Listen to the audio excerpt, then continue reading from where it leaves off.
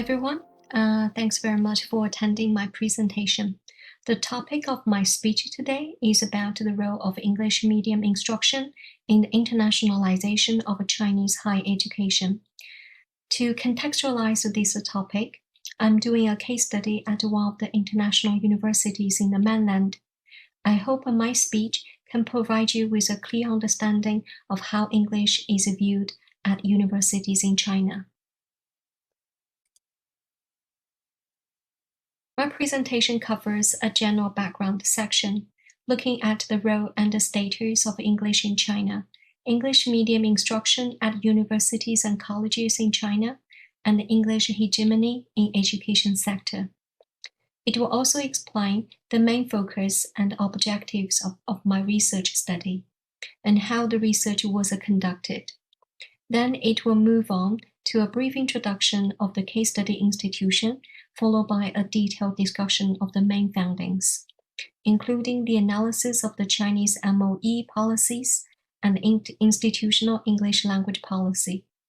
However, due to the time constraints, the presentation will not cover how the local participants, that is teachers and students, respond to the policies.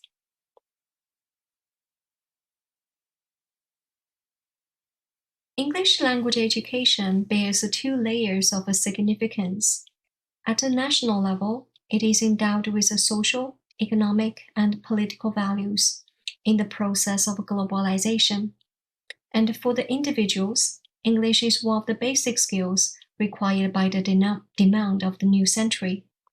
It brings about opportunities and benefits, such as improved career prospects, career mobility, access to educational opportunities in English-speaking countries. With those values in mind, the Chinese MOE from 2005 started to introduce a series of policies to promote English education throughout the country. For the majority of Chinese students, they may start learning English at a very early age. Outside the formal education system, many of them start even earlier by attending the bilingual kindergartens.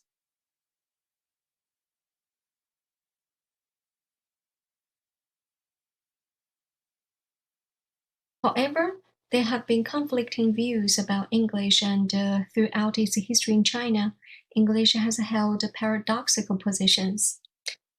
On the one hand, national leaders' enthusiasm over its international influence and the pragmatic value of promoting the state development, while on the other hand, apprehension about its undesirable connotation of capitalism. In order to mitigate the harmful cultural transfer while using English for the purpose of the state building, English has been taking on the role of a pure instrument. This pragmatic view of English is typified in the dichotomy of Ti and Yong, which request foreign ideas and knowledge to serve the needs of China. The Ti and Yong statement explains the patriotic and instrumental motives in learning English, which brings both the national and individual benefits.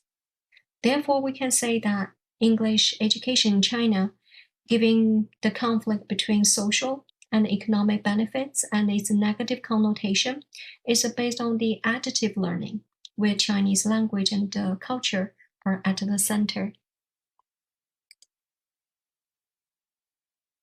After a brief review of the role and the status of English in China, I'd like to introduce the focus of my current study. That is, it focuses on one particular type of bilingual education in China. Although we know there are numerous ways to classify bilingual education in international settings, most of them are not compatible with the Chinese context. Due to these possible differences in the purpose and the forms of bilingual education between Western countries and China, so Hu 2008 put forward 4 models of bilingual instruction that are relevant to the Chinese settings. They are foreign language teaching in mainstream education, maintenance bilingual, transitional bilingual, and immersion bilingual instruction. The difference between them is the amount and the frequency of English used in the class. In China, majority of the modern bilingual programs belong to the first two categories, while the latter two are offered by a small number of well-resourced elite schools in socio-economic advantaged regions or cities. My study is looking at the last type of bilingual education.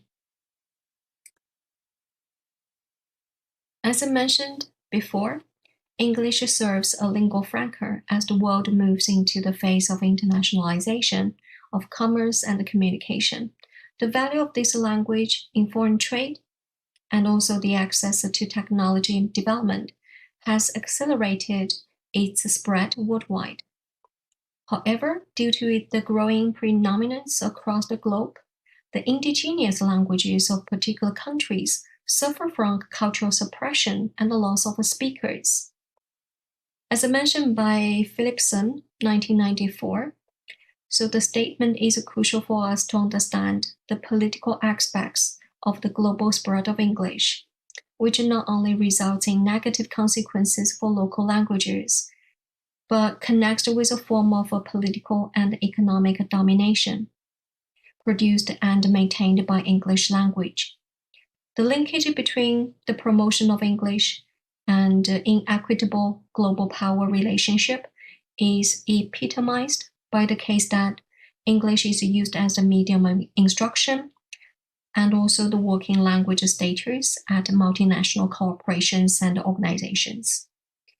As you can see from the quote, the practice of defining English as the official and the national language neglected and devalued the native languages of the place where it is implemented. The focus of my study are twofold. On the one hand, considering the association between the development of globalization and the dominance of English language, the study uses two CDA approaches: dialectical relational approach and the discourse historical approach, to look at the intertextual and interdiscursive linkage between the national and institutional language policies, and to pay attention to how the hegemonic ideologies of English are sustained through multiple layers of policy discourses. On the other hand, it uses ethnographic study by situating this research in one educational institute to uncover tensions between the power of the policies to normalize English-only policy and practice, and the power of teachers and students to implement and appropriate the language policy at local setting. The reason for combining CDA with ethnography is because the discourse analysis of policy can capture the influence of history, attitude, and ideologies on the creation of the policy, but it offers very little insight into how policy directives are interpreted and responded by local participants. The included ethnographic work can fulfill this methodological gap by taking into account the potentially agentive role of the local educators when they interpret and implement macro policies. The combination of the macro and the micro policy responses initiate a dialogue between them so that we can see how they interact, influence, and shape each other. At this case study institution, all teaching and administration is carried out in English. Students and the staff are expected to use English from day one of their work and the study. To ensure the policy can turn into practice, students receive mandatory 2-year English training. Different from their counterparts in other Chinese universities, where students follow the national curriculum of English education in the form of a CET 4 and 6, students here take EAP modules to build up their academic English skills as required by their study in the department. After looking at the case study institution, and the research methodology, we can move on to look at some of the key findings. The analysis of the Chinese MOE guidelines and the university English policy revealed that the ideologies of English as beneficial for individual learners and also for the state social development have been reflected on, confirmed, and reproduced along this chain of policy texts. At the national level, the English language education plays a crucial role in China's social development. The utilitarian ideology of valuing English was reproduced locally in the case study institution, where the dominant belief of English provides justifications for its monolingual English language policy and practices. Although they were sharing a common ideological assumption of English, the analysis in the previous session also identified a number of key differences between the government and the institutional policies in terms of the proposed forms and the nature. At national level, the analysis of state policies across the time show a track of English policy development in China. The change is a result of a continuing interplay between the local and the global needs of languages. Therefore, the state policies aiming at encouraging bilingual or EMI programs are additive in nature and take a resource orientation to the students' first language, that is Chinese. On the other hand, the university policy is implicated in language as a problem orientation. So the Chinese is viewed as a problem to the students' English study. The English programs are confined by the assumption that the students' goal is the monolingual linguistic academic skills. The type of English proficiency fails to acknowledge the linguistic needs of a multilingual population, staff, and the students. The multilingual resources those people bring to the classrooms, to the teaching and the learning processes are missing in this framework. For the implications of this research, it is hoped that the institutional policy can be aligned with the Chinese MOE guideline and the development plan. So the proposed language program can be based on additive bilingualism.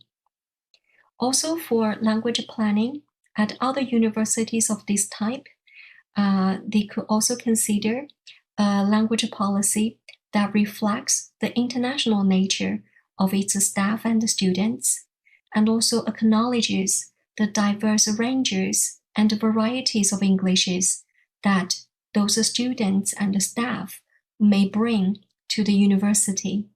So the language policy can focus on the clarity, effectiveness, and the contextual appropriateness of the communication, and aiming for high academic standards, not just like native-like English.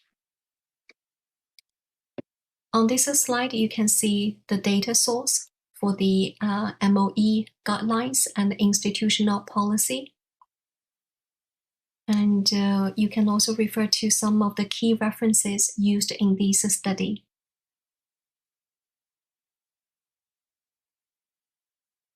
Okay, so thank you very much for your time. And if you have any questions, I will try my best to answer. Thank you very much.